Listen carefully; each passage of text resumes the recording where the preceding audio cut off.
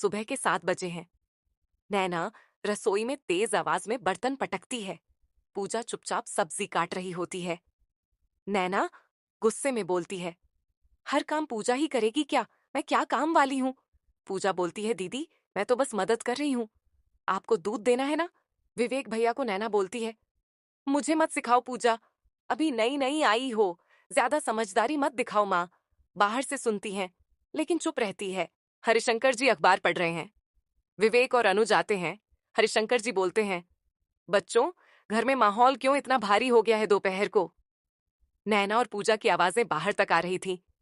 विवेक बोलता है, पापा नैना सब सहन करती है, पूजा ही हमेशा कुछ ना कुछ कर देती है।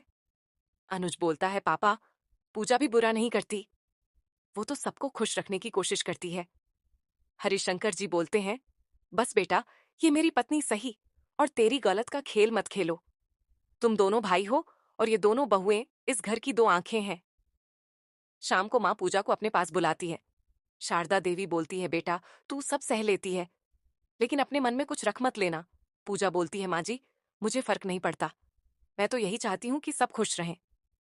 पर दीदी मुझे कभी अपनाती ही नहीं। शारदा देवी बोलती है, बेटा अपनाने की राह हमेशा बड़े नहीं शुरू करते, तू बस अपना दिल साफ रख, एक दिन सब समझेंगे। एक दिन पूजा ने नैना के लिए गलती से मीठी चाय बना दी।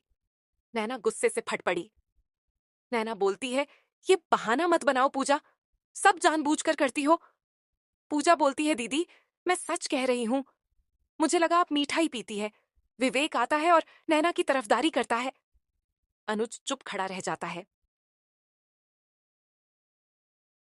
कुछ दिन बाद माँ बीमार पड़ जाती हैं।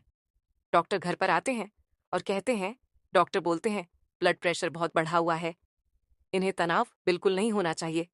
पूजा दिन रात माँ की सेवा में लग जाती है। नैना अपने बच्चों में व्यस्त रहती है।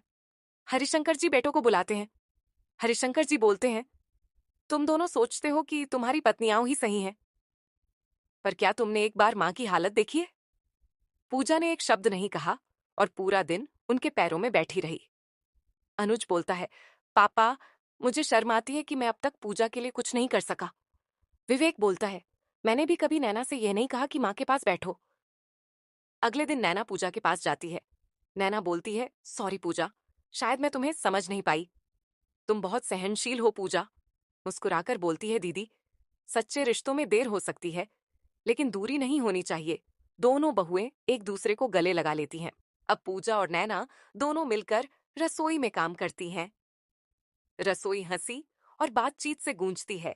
शारदा देवी मुस्कुराते हुए बोलती है, अब ये घर फिर से घर लगने लगा है। हरिशंकर जी ने पूरे परिवार को बुलाया। पूजा, नैना, विवेक, अनुज सब एक साथ खाना परोसते हैं। हरिशंकर जी बोलते हैं, एक पेड़ की 2 डालियां थीं जो हवा में अलग अलग झूल रही थीं, लेकिन आज उन पूरे परिवार की तस्वीर दीवार पर लगती है। उस पर लिखा होता है, यह घर तब तक अधूरा था जब तक इसमें एक दूसरे को समझने की जगह नहीं थी।